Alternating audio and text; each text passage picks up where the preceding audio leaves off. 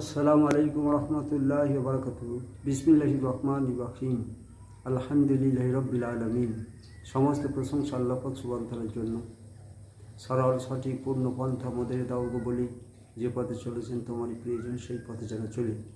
আজকের আমাদের যে ভিডিও বানানো হচ্ছে তার মুখ্য উদ্দেশ্য হলেই আমরা দুনিয়াতে যত ভাই আছি তার বোনেদের প্রতি কী তীক্ষ্ণ দৃষ্টি রাখতে হবে সেই সম্পর্কে সংক্ষিপ্ত কিছু কথা।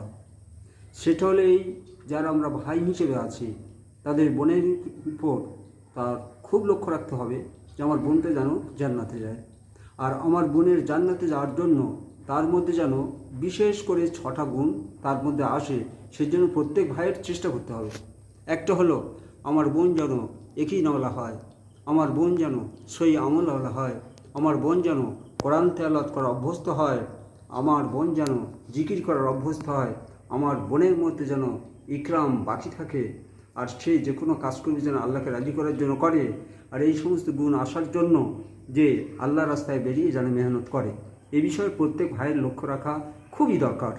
কারণ আমি যদি পুণ্যবান মানুষ হই, আমি যদি আমলওয়ালা মানুষ হই, আমি যদি আল্লাহওয়ালা মানুষ হই, কিন্তু আমার বোনকে এই 6টা গুণ বিশিষ্ট করার জন্য যদি আমি চেষ্টা না করি, আর এই 6টা গুণ তার মধ্যে না আসার কারণে সে যদি জান্নাতে যেতে না পারে, আমার জান্নাতের পথ বন্ধ হয়ে যাবে।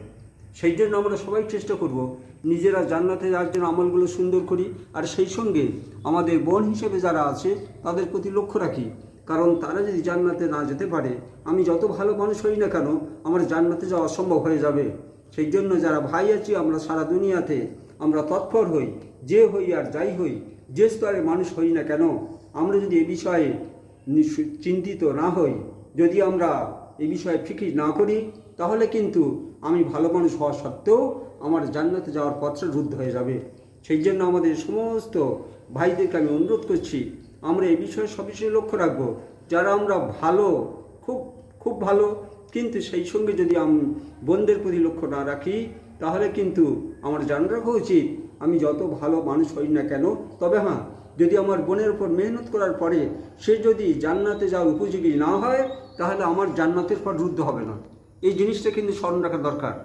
মেহনত শর্ত, আমি মেহনত করব অথচ আমার বোন জান্নাতে যাওয়ার উপযোগী হলো না, তাহলে কিন্তু আমার জান্নাতে যাওয়া রুদ্ধ হবে না।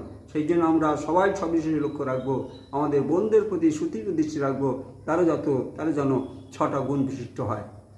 আল্লাহ পাক সুবহানাহু ওয়া তাআলা আমাদের প্রত্যেকের চেষ্টা করার তৌফিক দান করুন।